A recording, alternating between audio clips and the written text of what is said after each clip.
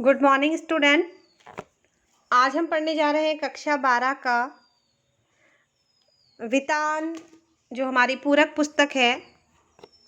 वितान पूरक पुस्तक का पहला अध्याय सिल्वर थ्रेडिंग, जिसके लेखक हैं मनोहर श्याम जोशी। तो आइए हम पहले थोड़ा मनोहर श्याम जोशी जी के बारे में जान लें।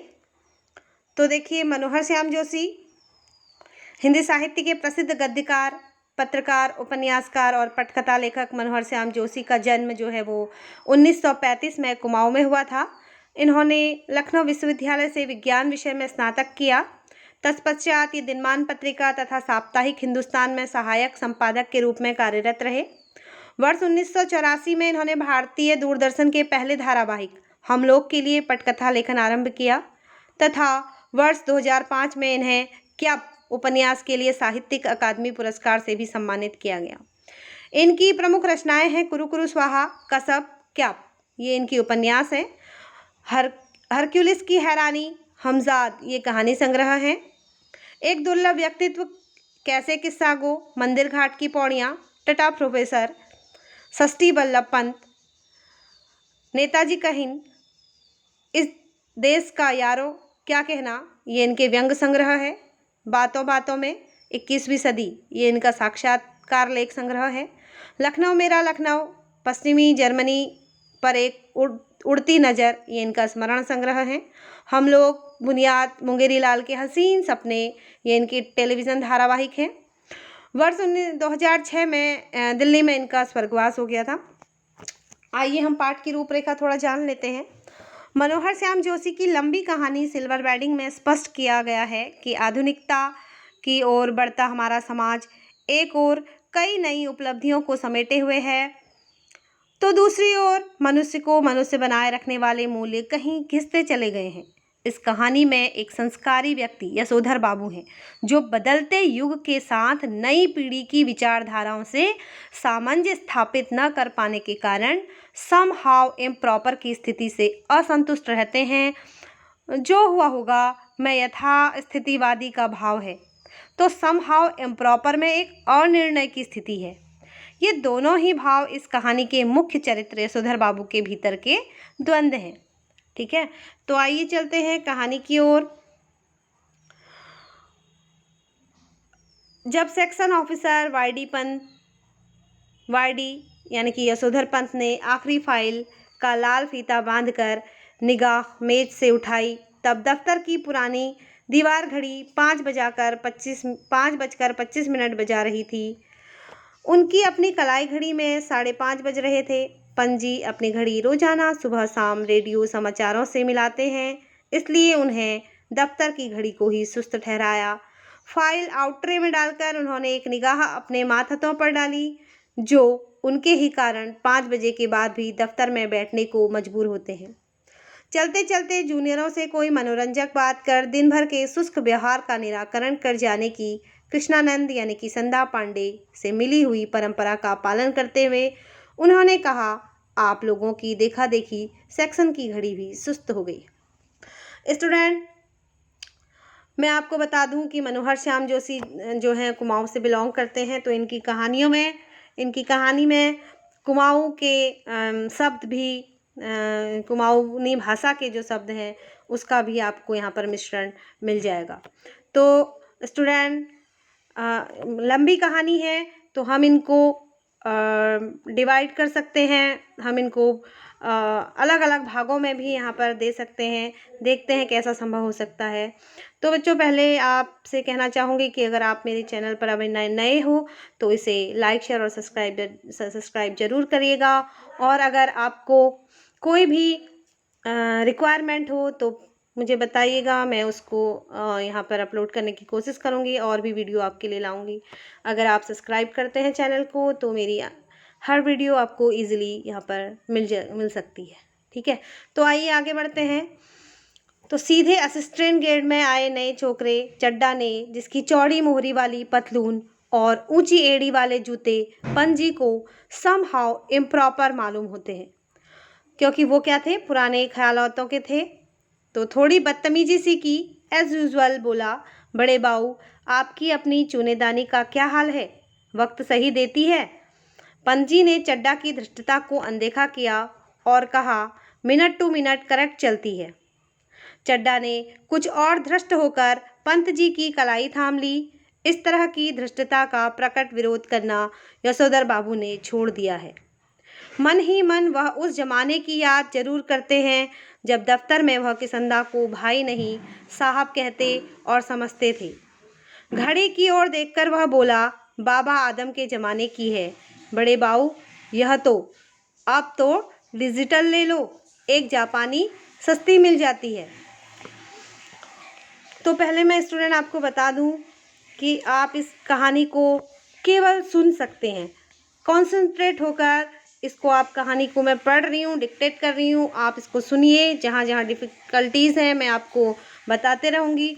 अगर आप इसको ध्यानपूर्वक सुन लेते हैं तो परीक्षा में पूछे गए प्रश्न आप आसानी से हल कर सकते हैं, तब वहाँ पर आपको कोई दिक्कत नहीं होगी। तो ये यशोधर बाबू कहते हैं, यह घड़ी मुझे शादी में मिली थी, यह पुरानी चाल के हमारी घड़ी, हम पुरानी चाल के हमारी घड़ी पुरानी चाल की। अरे यही बहुत है कि अब तक राइट टाइम चल रही है। क्यों, कैसी रही? इस तरह नहले पर दहला जवाब देते हुए एक हाथ आगे बढ़ा देने की परंपरा थी।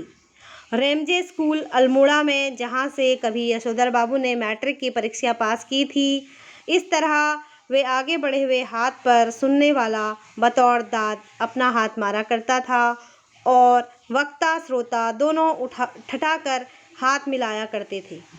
ऐसी ही परंपरा किसंदा के क्वार्टर में भी थी, जहाँ रोजी रोटी की तलाश में आए यशोधर पंत नामक एक मैट्रिक पास बालक को शरण मिली। किसंदा कुंवारे थे और पहाड़ से आए हुए कितने ही लड़के ठीक ठिकाना होने से पहले उनके यहाँ रह जाते थे। मैस जैसी थी, मिलकर लाओ, पकाओ और खाओ। यशोधर बाबू जिस समय दिल्ली आए थे उनकी उम्र सरकारी नौकरी के लिए कम थी। कोशिश करने पर भी बॉय सर्विस में वह नहीं लगाए जा सके। तब किसंदा ने उन्हें मेस का रसोइया बनाकर रख लिया। यही नहीं, उन्होंने यशोधर बाबू को 50 रुपये उधार भी दिए कि वह अपने लिए कपड़े बनवा सके और गांव पैसा भेज सके। बाद में इन्हीं किसंदा ने अपने ही नीचे नौकरी दिलवाई और दफ्तरी जीवन में मार्गदर्शन किया। चड्डा ने जोर से कहा, बड़े बाऊ, आप किन ख्यालों में खो गए? मेनन पूछ रहा है कि आपकी शादी हुई कब थी? यशोधर बाबू ने सक पकाकर अपना बढ़ा हुआ हाथ वापस खींचा और मेनन से मुखातिब होकर बोले, now let me see, I was married on 6 February 1947। तो आगे देखिए, मेनन ने फौरन हिसाब लगाया और चहक कर बोला, many happy returns of the day sir, आज तो आपका सिल्वर वेडिंग है, शादी को पूरा 25 साल हो गया। यशोधर जी खुश होते हैं और थोड़ा झेपते हुए खुश हुए। यह अदा उन्हें किसंदा से सीखी थी। चड्डा ने घंटी बजाकर चपरासी को बुलाया और कहा, सुन भाई भगवान दास, बड़े बाऊ से बड़ा नोट ले ले, सारे सेक्शन के लिए चाय पानी का इंतजाम कर फटाफट। यशोधर जी बोले, अरे ये वेडिंग एनिवर्सरी वगैरह सब गोरे साहबों के चोंचले हैं, हमारे यहाँ थोड़ी मनाते हैं। चड्डा बोला, मिक्सचर मत पिलाइए गुरुदेव, चाय मट्ठी लड्डू बस इतना ही तो सौदा है, हमें इसमें कौन आपकी बड़ी माया निकली जानी है। यशोधर बाबू ने जेब से बटुआ और बटुए में से 10 का नोट निकाला और कहा, आप लोग चाय पीजिए, दैट तो आई डू नॉट माइंड, लेकिन जो हमारे लोगों में कस्टम नहीं है, कस्टम यानी कि यहाँ सिस्टम से बात हो रही है, कस्टम नहीं है उस पर इंसिस्ट करना, दैट में हाउ इम्प्रॉपर फाइंड करता हूँ। यानी कि वो कह रहे हैं कि ये सब चीज़ें हमारे वहाँ नहीं होती और मैं इन सब में विश्वास नहीं करता हूँ। चड्डा ने 10 का नोट चपरासी को दिया और पुनः बड़े बाऊ के आगे हाथ फैला दिया कि एक नोट से सेक्शन का क्या बनता है, रुपये 30 हों तो चुग्गे भर का जुगाड़ करा सकें। सारा सेक्शन जानता है कि यशोधर बाबू अपने बटुए में 150 रुपये हमेशा रखते हैं। भले ही उनका दैनिक खर्च नगण्य है, और तो और बस टिकट का खर्च भी नहीं है। गोल मार्केट से सेक्रेटेरिएट तक पहले साइकिल में आते जाते थे, इधर पैदल आने जाने लगे हैं, क्योंकि उनके बच्चे जो हैं वो आधुनिक युवा हो चले हैं और उन्हें अपने पिता का साइकिल सवार होना सख्त नागवार गुजरता है। बच्चों के अनुसार साइकिल तो चपरासी चलाते हैं। बच्चे चाहते हैं कि पिताजी स्कूटर ले लें, लेकिन पिताजी को समहाउ स्कूटर निहायत बेहुदा सवारी मालूम होती है, और कार जब अफोर्ड की नहीं जा सकती तब उसकी बात सोचना ही क्यों। चड्डा के जोड़ देने पर बड़े बाऊ ने 10 के 2 नोट और दे दिए, लेकिन सारे सेक्शन के इसरार करने पर भी वह अपनी सिल्वर वेडिंग की इस दावत के लिए रुके नहीं। मातहत लोगों के चलते चलाते थोड़ा हंसी मजाक कर लेना किसंदा की परंपरा में है। उनके साथ बैठकर चाय पानी और गप गपाष्टक में वक्त बर्बाद करना उस परंपरा के विरुद्ध है। इधर यशोधर बाबू ने दफ्तर से लौटते हुए रोज बिड़ला मंदिर जाने और उसके उद्यान में बैठकर कोई प्रवचन सुनने अथवा स्वयं ही प्रभु का ध्यान लगाने की नई रीत अपनाई है। यह बात उनके पत्नी बच्चों को बहुत अखरती है। बब्बा, आप कोई बुढ़े थोड़ी हैं जो रोज रोज मंदिर जाएं, इतने ज़्यादा व्रत करें, ऐसा कहते हैं वे। यशोधर बाबू इस आलोचना को अनसुना कर देते हैं।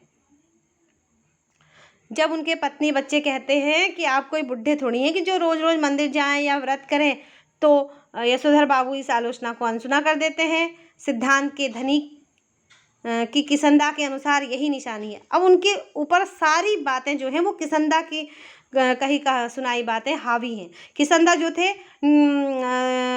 अनमैरिड थे, और जिस तरह किसंदा एक फक्कड़ व्यक्ति थे और अपनी बात को अपनी पुरानी परंपराओं को छोड़ते नहीं थे, लीक में से हटकर चलने की उनकी आदत ही नहीं थी, तो उन्हीं किसंदा का यशोधर बाबू पर बहुत ही ज़्यादा प्रभाव है। हर बात पर वो किसंदा के अनुसार ही चलते हैं। देखिए, बिड़ला मंदिर से उठकर यशोधर बाबू पहाड़गंज जाते हैं और घर के लिए साग सब्जी खरीद लाते हैं।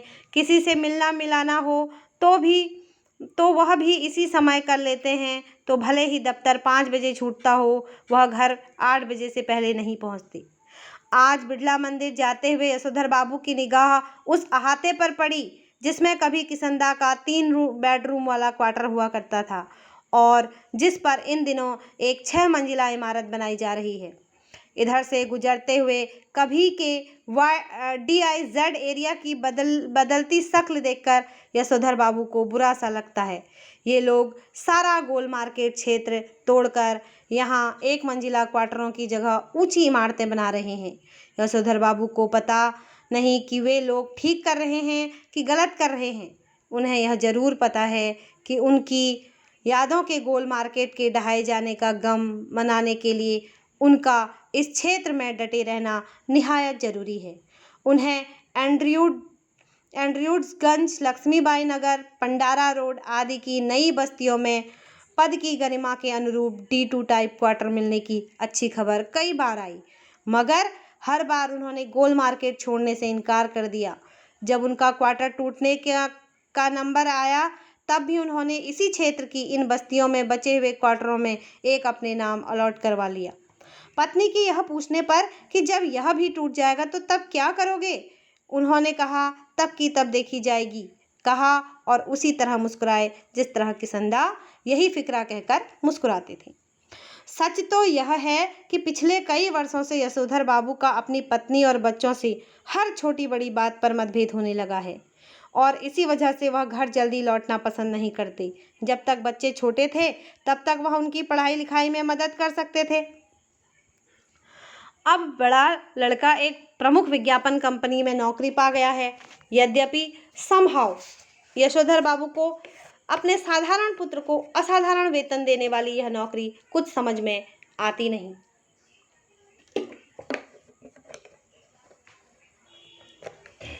डियर स्टूडेंट, आप लोग इस कहानी को धैर्यपूर्वक सुने और पूरी कहानी को सुने। ये कहानी बहुत ही इंटरेस्टिंग है।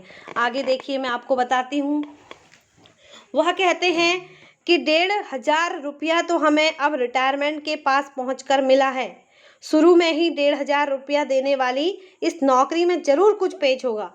यशोधर जी का दूसरा बेटा दूसरी बार आईएएस देने की तैयारी कर रहा है और यशोधर बाबू के लिए यह समझ सकना असंभव है कि जब यह पिछले साल एलाइज सर्विसेज की सूची में माना काफ़ी नीचे आ गया था, तब इसने ज्वाइन करने से इनकार क्यों कर दिया। उनका तीसरा बेटा स्कॉलरशिप लेकर अमेरिका चला गया और उनकी एकमात्र बेटी न केवल तमाम प्रस्तावित वर अस्वीकार करती चली जा रही है, बल्कि डॉक्टरी की उच्चतम शिक्षा के लिए स्वयं भी अमेरिका जाने की धमकी दे रही है। यशोधर बाबू जहां बच्चों की इस तरक्की से खुश होते हैं, वहां समहाउ यह भी अनुभव करते हैं कि वह खुशहाली भी कैसी जो अपनों में परायापन पैदा करे। अपने बच्चों द्वारा गरीब रिश्तेदारों की उपेक्षा उन्हें समहाउ जचती ही नहीं। एनीवे, जनरेशनों में गैप तो होता ही है, सुना, ऐसा कहकर स्वयं को दिलासा देता है पिता। अब यहाँ देखो, जो नई जनरेशन है और वो पुरानी जनरेशन है, तो नई और पुरानी जनरेशन के बीच का मतभेद यहाँ पर है। यद्यपि यशोधर बाबू की पत्नी अपने मूल संस्कारों से किसी भी तरह आधुनिक नहीं है, तथापि बच्चों की तरफदारी करने की मात्र सुलभ मजबूरी ने उन्हें भी मॉड बना डाला, यानी कि मॉडल जमाने की बना डाला। विचारों से नहीं, हाँ, समय के साथ वो चल रही है। लेकिन कुछ यह भी है कि जिस समय उनकी शादी हुई थी यशोधर बाबू के साथ गांव से आए ताऊजी और उनके 2 विवाहित बेटे भी रहा करते थे। इस संयुक्त परिवार में पीछे बहुओं में गजब के तनाव थे, लेकिन ताऊजी के डर से कोई कुछ नहीं कह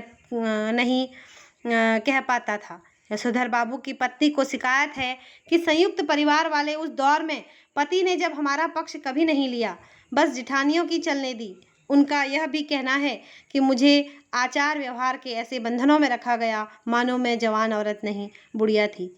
जितने भी नियम इनकी बुढ़ियाताई के लिए थे, वे सब मुझ पर भी लागू करवाए गए, ऐसा कहती है घरवाली बच्चों से।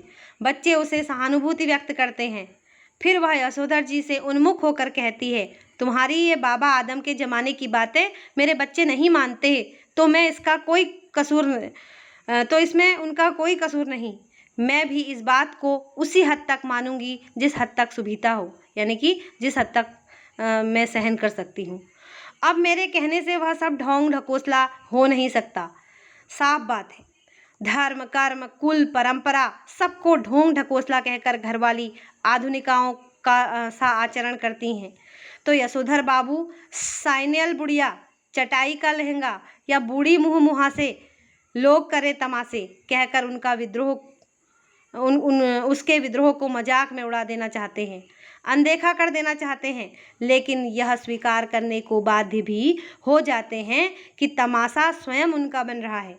जिस जगह किसंदा का क्वार्टर था, उसके सामने खड़े होकर एक गहरा निश्वास छोड़ते हुए यशोधर जी ने अपने से पूछा कि क्या यह बेटर नहीं रहता कि किसंदा की तरह घर गृहस्थी का बवाल ही न पाला होता और लाइफ कम्युनिटी के लिए डेडिकेट कर दी होती।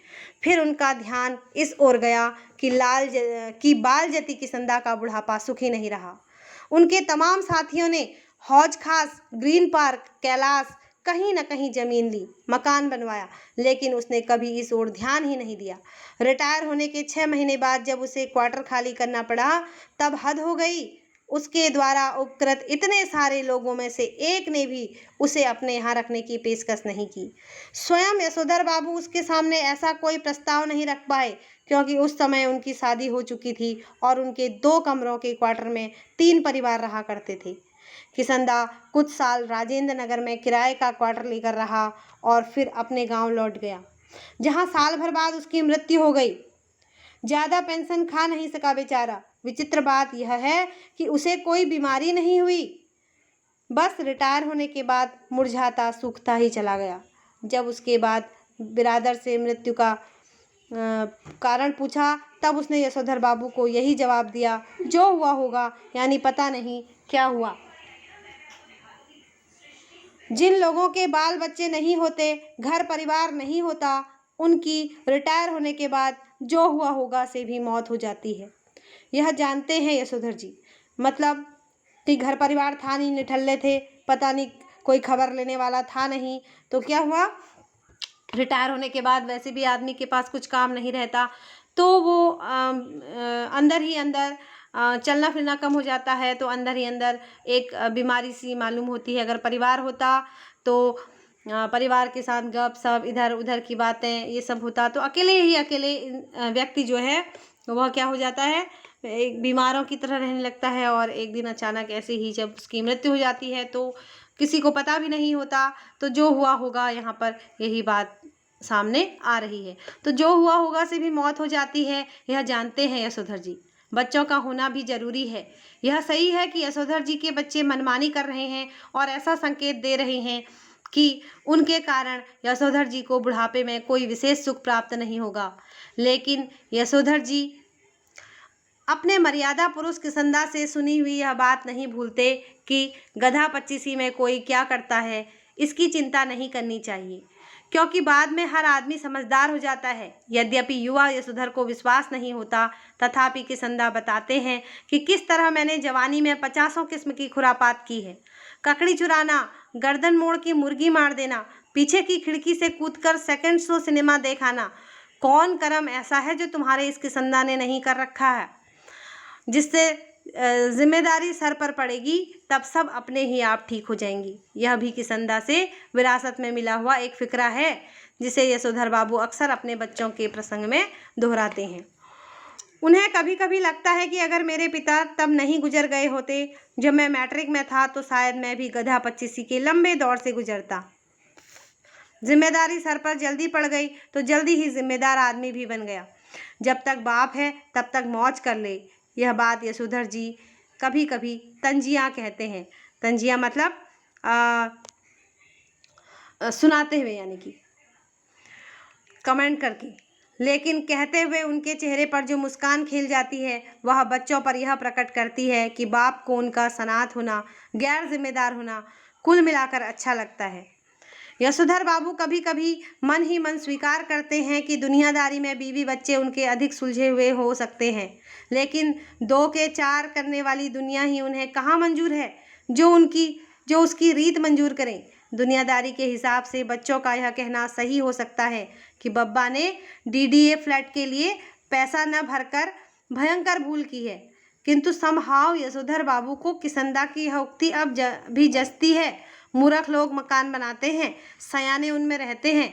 जब तक सरकारी नौकरी तब तक सरकारी क्वार्टर, रिटायर होने पर गांव का पुश्तैनी घर। बस गांव का पुश्तैनी घर टूट फूट चुका है और उस पर इतने लोगों का हक है कि कहाँ वहाँ जाकर बसना, मरम्मत की जिम्मेदारी ओढ़ना और बेकार के झगड़े मोल लेना होगा। इस बात को यशोधर जी अच्छी तरह समझते हैं।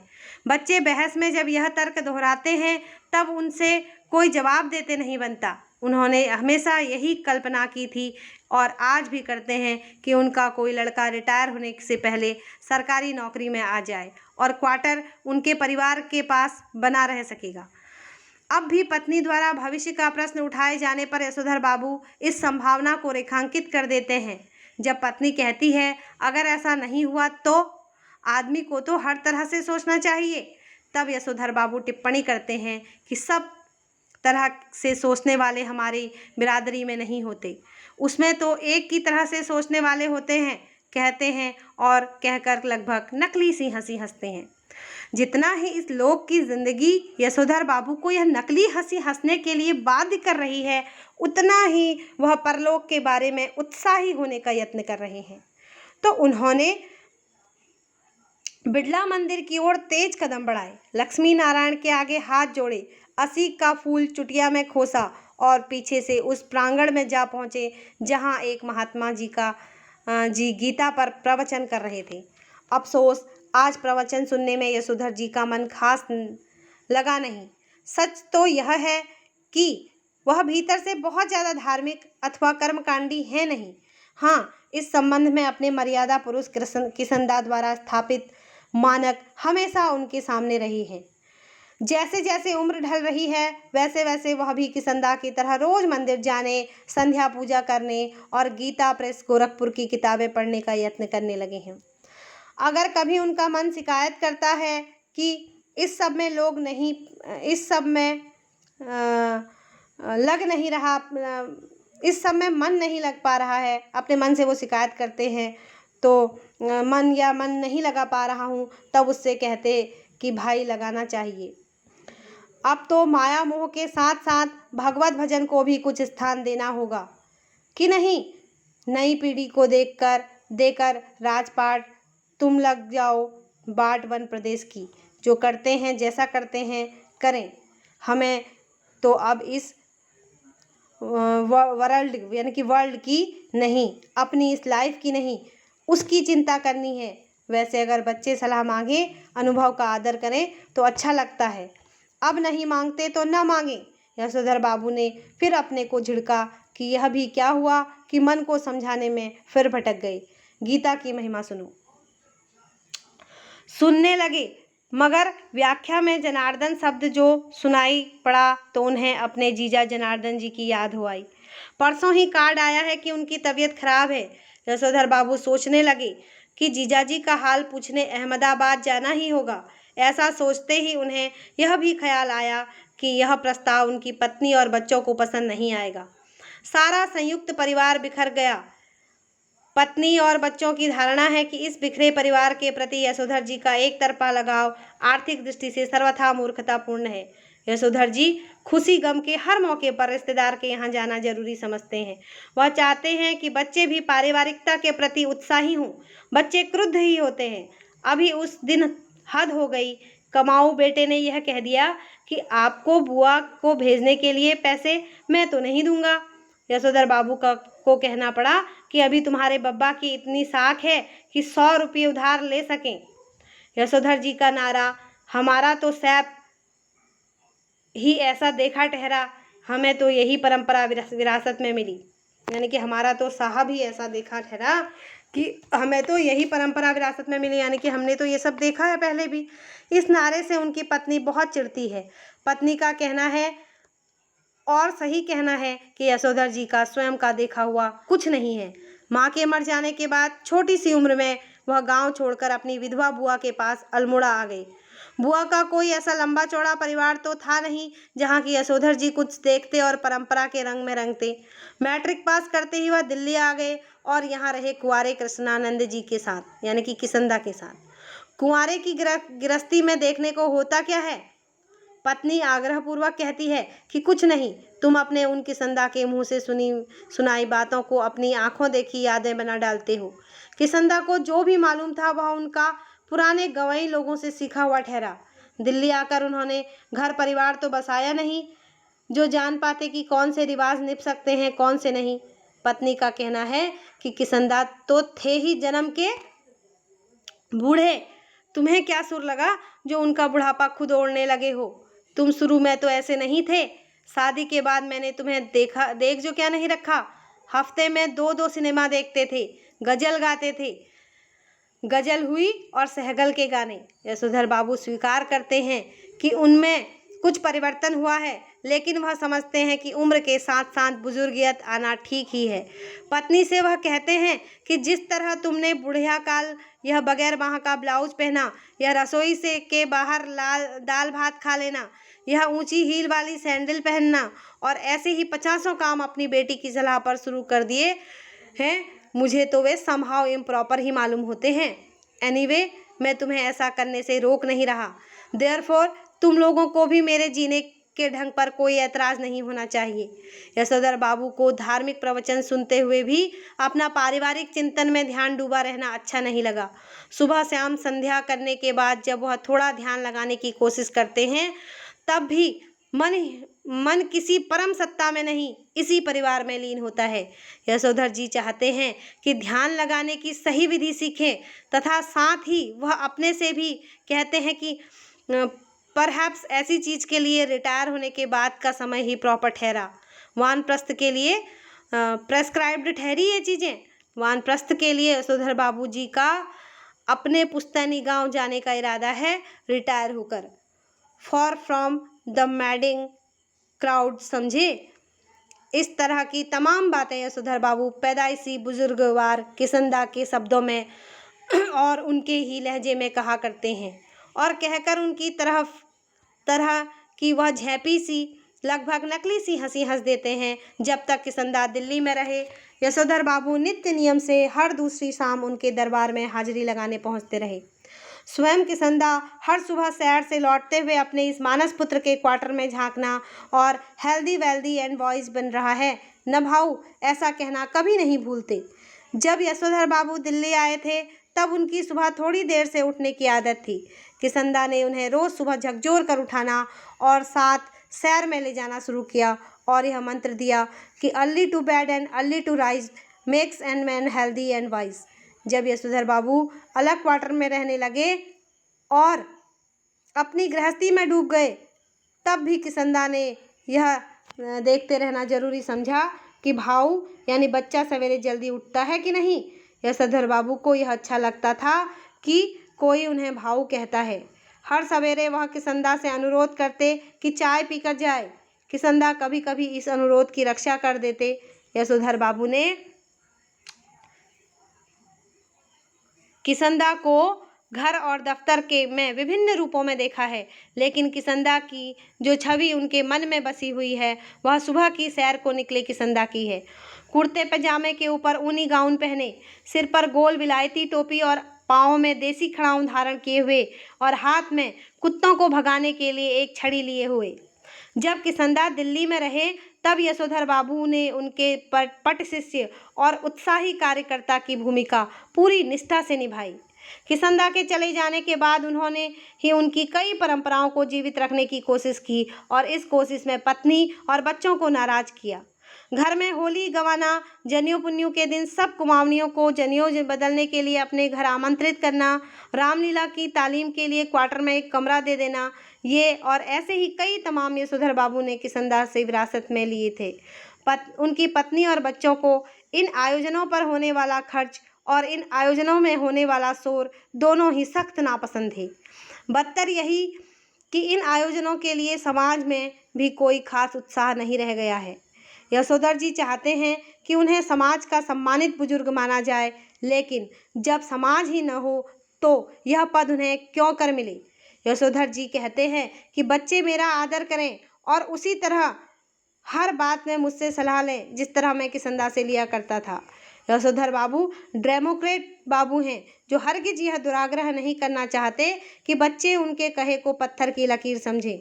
लेकिन यह भी क्या हुआ कि पूछा न ताछा, जिसके मन में जैसा आया करता रहा। ग्रांटेड तुम्हारी नॉलेज ज़्यादा होगी, लेकिन एक्सपीरियंस का कोई सब्स्टिट्यूट ठहरा नहीं बेटा। मानो न मानो, झूठे मुंह से सही, एक बार पूछ तो लिया करो, ऐसा कहते हैं यशोधर बाबू। और बच्चे यही उत्तर देते हैं, बब्बा आप तो हद करते हैं, जो बात आप जानते ही नहीं आपसे क्यों पूछें। प्रवचन सुनने के बाद यशोधर बाबू सब्जी मंडी गई। यशोधर बाबू को अच्छा लगता अगर उनके बेटे बड़े होने पर उनकी तरफ से यह प्रस्ताव करते कि दूध लाना, राशन लाना, CGHS डिस्पेंसरी से दवा लाना, सदर बाजार जाकर दालें लाना, पहाड़गंज से सब्जी लाना, डिपो से कोयला लाना, ये सब काम आप छोड़ दें। अब हर काम अब हम कर दिया करेंगे। एक आध बार बेटों से खुद उन्होंने ही कहा, तब वे एक दूसरे से कहने लगे कि तू किया कर, तू क्यों नहीं करता। इतना कोहराम मचा और लड़कों ने एक दूसरे को इतना ज़्यादा बुरा भला कहा कि यशोधर बाबू ने इस विषय को उठाना ही बंद कर दिया। जब से बेटा विज्ञापन कंपनी में बड़ी नौकरी पर गया है, तब से बच्चों का इस प्रसंग में एक ही वक्तव्य है, बब्बा हमारी समझ में नहीं आता कि इन कामों के लिए आप एक नौकर क्यों नहीं रख लेते, ईजा को भी आराम हो जाएगा। कमाओ बेटा, नमक छिड़कते हुए यह भी कहता है कि गैर नौकरी की तनख्वाह मैं दे दूंगा। यशोधर बाबू को यही समहाउ इम्प्रॉपर मालूम होता है कि उनका बेटा अपना वेतन उनके हाथ में नहीं रखे। यह सही है कि वेतन स्वयं बेटे के अपने हाथ में नहीं आता, अकाउंट ट्रांसफ़र द्वारा बैंक में जाता है, लेकिन क्या बेटा बाप के साथ जॉइंट अकाउंट नहीं खोल सकता था। झूठे मुंह से ही सही एक बार ऐसा कहता तो तिस पर बेटे का अपने वेतन को अपना समझते हुए बार बार कहना कि यह काम मैं अपने पैसों से करने को कह रहा हूँ, आपके से नहीं, जो आप नुक्ताचीनी करें। इस क्रम में बेटे ने पिता का यह क्वार्टर तक अपना बना लिया। अपना वेतन अपने ढंग से वह इस घर पर खर्च कर रहा है। कभी कारपेट बिछवा रहा है, कभी पर्दे लगवा रहा है, कभी सोफा आ रहा है, कभी डल्लप वाला डबल बेड और श्रृंगार मेज, कभी टीवी, कभी फ्रिज। क्या हुआ यह? और ऐसा भी नहीं कहता कि लीजिए पिताजी, मैं आपके लिए यह टीवी ले आया। कहता यही है कि मेरा टीवी है, समझे, इसे कोई न छुआ करे। क्वार्टर ही उसका हो गया। यह अच्छी रही। अब इनका एक नौकर भी रखो घर में। इनका नौकर होगा तो इनके लिए ही होगा, हमारे लिए तो क्या होगा। ऐसा समझाते हैं यशोधर बाबू घरवाली को। काम सब अपने हाथ से ही ठीक होते हैं। नौकरों को सौंपा कारोबार चौपट हुआ, कहते हैं यशोधर बाबू। पत्नी सुनती है मगर नहीं सुनती। सब पर सुनकर अब चिढ़ती भी नहीं। सब्जी का झोला लेकर यशोधर बाबू खुदी हुई सड़कों और टूटे हुए क्वार्टरों के मलबे से पटे हुए लॉनों को पार करके स्क्वायर के उस कोने में पहुंचे जिसमें 3 क्वार्टर अब भी साबुत खड़े हुए थे। उन 3 में से कुल एक को अब तक एक सिलसिला आबाद किए हुए है। बाहर बदरंग तख्ती में उनका नाम लिखा है, वाईडी पंत। इस क्वार्टर के पास पहुंचकर आज वाईडी पंत को पहले धोखा हुआ कि किसी गलत जगह आ गए हैं। क्वार्टर के बाहर एक कार थी, कुछ स्कूटर, मोटरसाइकिल, बहुत से लोग विदा ले रहे थे। मतलब कि वाईडी पंत यानी कि यशोधर जी का अपना ही घर था, लेकिन उसके आगे क्या थी, बहुत सी कारें खड़ी थी, कुछ स्कूटर, मोटरसाइकिल, बहुत से लोग विदा ले रहे थे। तो यशोधर बाबू को लगा कि कहीं मैं भूल तो नहीं गया, ये मेरा घर है भी या नहीं। लेकिन क्या हुआ देखो, बाहर बरामदे में रंगीन कागज की झालरें और गुब्बारे लटके हुए थे और रंग बिरंगी रोशनियां जली हुई थीं। फिर उन्हें अपना बड़ा बेटा भूषण पहचान में आया, जिसे कार में बैठा हुआ कोई साहब हाथ मिला रहा था और कह रहा था, give my warm regards to your father. Yashodhar बाबू ठिठक गए। उन्होंने अपने से पूछा, क्यों, आज मेरे क्वार्टर में यह क्या हो रहा है। उसका जवाब भी उन्होंने अपने को दिया, जो करते होंगे यह लौंडे मोंडे, इनकी माया यही जाने। अब यशोधर बाबू का ध्यान इस ओर गया कि उनकी पत्नी और उनकी बेटी भी कुछ मेम साहबों को विदा करते हुए बरामदे में खड़ी हैं। लड़की जीन और बगैर बाह का टॉप पहने है। यशोधर बाबू उसे कई मर्तबा कह चुके हैं कि तुम्हारी यह पतलून और सैंडो बनने वाली ड्रेस मुझे तो समहाउ इम्प्रॉपर मालूम होती है, लेकिन वह भी जिद्दी ऐसी है कि इसे ही पहनती है और पत्नी भी उसी की तरफदारी करती है। कहती है, वह सिर पर पल्लू वल्लू मैंने कर लिया बहुत तुम्हारे कहने पर, समझे, मेरी बेटी वही करेगी जो दुनिया कर रही है। पुत्री का पक्ष लेने वाली यह पत्नी इस समय होठों पर लाली और बालों पर खिजाब लगाए हुए थी, जबकि ये दोनों ही चीज़ें आप कुछ भी कहिए यशोधर बाबू को समहाउ इम्प्रॉपर ही मालूम होती हैं। मतलब समहाउ इम्प्रॉपर मतलब यूं ही, ऐसे ही, पता नहीं क्यों लोग ऐसा करते हैं। आधुनिक किस्म के अजनबी लोगों की भीड़ देखकर यशोधर बाबू अंधेरे में ही दुबके रहे। मतलब वहाँ पर अंधेरे में छिपकर ये सब देख रहे थे। उनके बच्चों को इसलिए शिकायत है कि बब्बा तो एलडीसी टाइपों के से ही मिक्स करते हैं। तो मतलब बब्बा तो एलडीसी टाइपों से ही मिक्स करते हैं। जब कार वाले लोग चले गए तब यशोधर बाबू ने अपने क्वार्टर में कदम रखने का साहस जुटाया। भीतर अब भी पार्टी चल रही थी। उनके पुत्र पुत्रियों के कई मित्र तथा उनके कुछ रिश्तेदार जमे हुए थे। उनके बड़े बेटे ने झिड़की सी सुनाई, बब्बा आप भी हद करते हैं, सिल्वर वेडिंग के दिन 8:30 बजे घर पहुंचे हैं। अभी तक मेरे बॉस आपकी राह देख रहे थे। हम लोगों के यहाँ सिल्वर वेडिंग कब से होने लगी। यशोधर बाबू ने शर्मीली हंसी हंस दी। जब से तुम्हारा बेटा 1,500 महावर कमाने लगा तब से। यह टिप्पणी थी चंद्रदत्त तिवारी जी की, जो इसी साल SAS पास हुआ है और दूर के रिश्तेदारों से यशोधर बाबू का भांजा लगता है। यशोधर बाबू को अपने बेटों के से तमाम तरह की शिकायतें हैं, लेकिन कुल मिलाकर उन्हें यह अच्छा लगता है कि लोग बाग उन्हें ईर्ष्या का पात्र समझते हैं।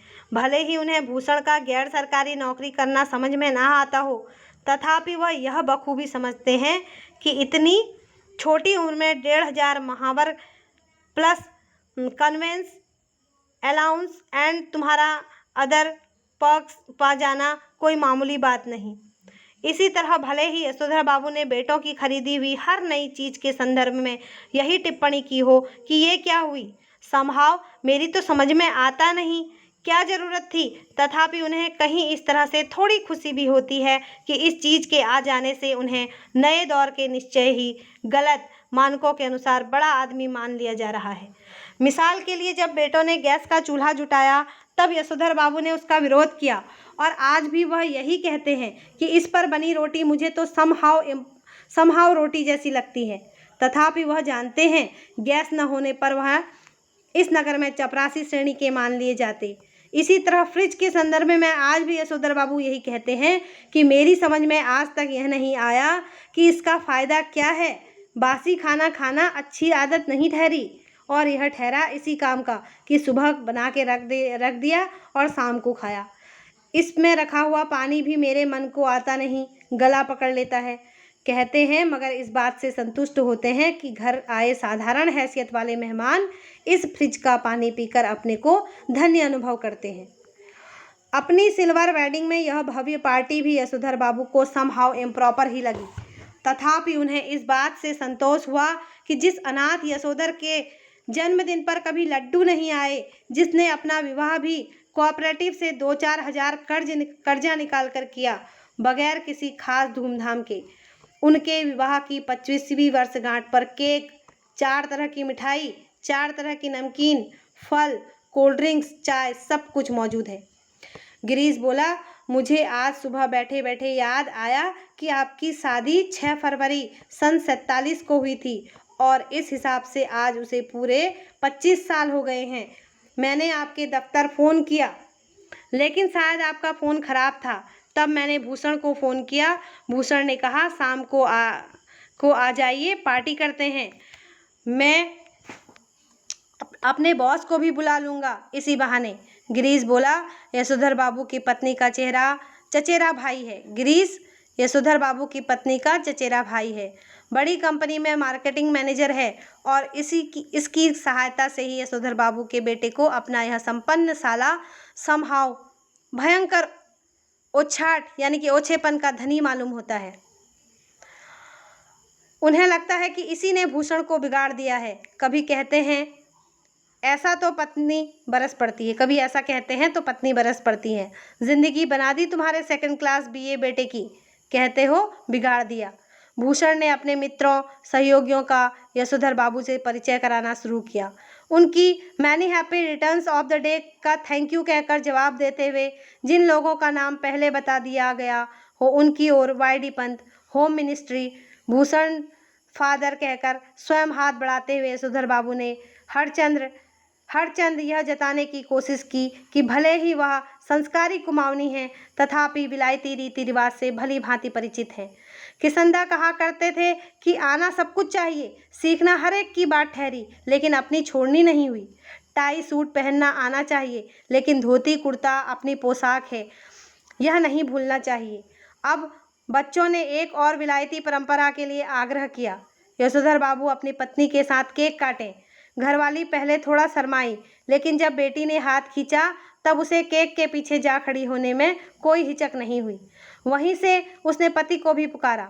यशोधर बाबू को केक काटना बचकानी बात मालूम हुई। बेटी उन्हें लगभग खींच कर ले गई। यशोधर बाबू ने कहा, somehow I don't like all this, लेकिन एनीवे उन्होंने केक काट ही दिया। गिरीश ने उनकी यह अनमनी किंतु संतुष्ट छवि कैमरे में कैद कर ली। अब पति पत्नी से कहा गया कि वे केक से मुंह मीठा करें एक दूसरे का। पत्नी ने खा लिया मगर यशोधर बाबू ने इनकार कर दिया। उनका कहना था कि मैं केक खाता नहीं, इसमें अंडा पड़ा होता है। उन्हें याद दिलाया गया कि अभी कुछ वर्षों पहले तक आप मांसाहारी थे, एक टुकड़ा केक खा लेने में क्या हो जाएगा, लेकिन वह नहीं माने। तब उनसे अनुरोध किया गया कि लड्डू ही खा ले। भूषण के एक मित्र ने लड्डू उठाकर उनके मुंह में ठूसने का यत्न किया लेकिन यशोधर बाबू इसके लिए भी राजी नहीं हुए। उनका कहना था कि मैंने अब तक संध्या पूजा नहीं की है। इस पर भूषण ने झुंझलाकर कहा, तो बब्बा पहले जाकर संध्या कीजिए, आपकी वजह से हम लोग कब तक रुके रहेंगे। नहीं, आप सब लोग खाइए, यशोधर बाबू ने बच्चों के दोस्तों से कहा। Please go ahead, no formality. Yashodhar बाबू ने आज पूजा में कुछ ज़्यादा ही देर लगाई, इतनी देर कि ज़्यादातर मेहमान उठकर चले जाएं। उनकी पत्नी, उनके बच्चे बारी बारी से आकर झांकते रहे और कहते रहे, जल्दी कीजिए, मेहमान लोग जा रहे हैं। शाम की 15 मिनट की पूजा को लगभग 25 मिनट तक खींच लेने के बाद भी जब बैठक से मेहमानों की आवाज़ें आती सुनाई दी, तब यशोधर बाबू पद्मासन साध कर ध्यान लगाने बैठ गए। वह चाहते थे कि उन्हें प्रकाश का नीला बिंदु दिखाई दे, मगर उन्हें किसंदा दिखाई दे रहे थे। यशोधर बाबू किसंदा से पूछ रहे थे कि जो हुआ होगा से आप कैसे मर गई। किसंदा कह रहे थे कि भाऊ, सभी जन इसी जो हुआ होगा से मरते हैं। गृहस्थ हो, ब्रह्मचारी हो, अमीर हो, गरीब हो, मरते जो हुआ होगा से ही हैं। हाँ हाँ, शुरू में और आखिर में सब अकेले ही होते हैं। अपना कोई नहीं ठहरा दुनिया में, बस अपना नियम अपना हुआ। यशोधर बाबू ने पजामा कुर्ते पर ऊनी ड्रेसिंग गाउन पहने, सिर पर गोल विलायती टोपी, पाँवों में देसी खड़ाऊँ और हाथ में डंडा धारण किए इस किसंदा से अकेलेपन के विषय में बहस करनी चाहिए। उनका विरोध करने के लिए नहीं, बल्कि बात कुछ और अच्छी तरह समझने के लिए। हर रविवार किसंदा शाम को ठीक 4 बजे यशोधर बाबू के घर आया करते थे। उनके लिए गर्मा गर्म चाय बनवाई जाती थी। उनका कहना था कि जिसे फूंक मारकर न पीना पड़े वह चाय कैसी। चाय सुड़कते हुए किसंदा प्रवचन करते थे और यशोधर बाबू बीच बीच में शंकाएं उठाते थे। यशोधर बाबू को लगता है कि किसंदा आज भी मेरा मार्गदर्शन कर सकेंगे और बता सकेंगे कि मेरी बीवी बच्चे जो कुछ भी कह रहे हैं उनके विषय में मेरा रवैया क्या होना चाहिए। लेकिन किसंदा तो वही अकेलेपन का खटराग अलापने पर आमदा से मालूम होते हैं। कैसी बीवी, कहाँ के बच्चे, यह सब माया ठहरी। और यह जो भूषण आज इतना उछल रहा है, वह भी किसी दिन इतना ही अकेला और असहाय अनुभव करेगा जितना कि आज तू कर रहा है।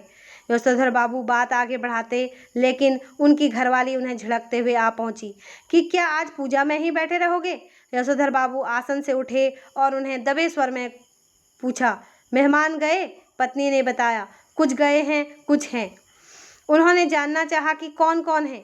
आश्वस्त होने पर कि सभी रिश्तेदार ही हैं, वह उसी लाल गमछे में बैठक में चले गए जिसे पहनकर वह संध्या करने बैठे थे। यह गमछा पहनने की आदत भी उन्हें किसंदा से विरासत में मिली थी और उनके बच्चे इसके सख्त खिलाफ हैं। Everybody gone, party over? Yashodhar बाबू ने मुस्कुराकर अपनी बेटी से पूछा। अब गोया गमछा पहने रखा जा सकता है। उनकी बेटी झल्लाई, लोग चले गए, इसका मतलब यह थोड़ी है कि आप गमछा पहनकर बैठक में आ जाएं।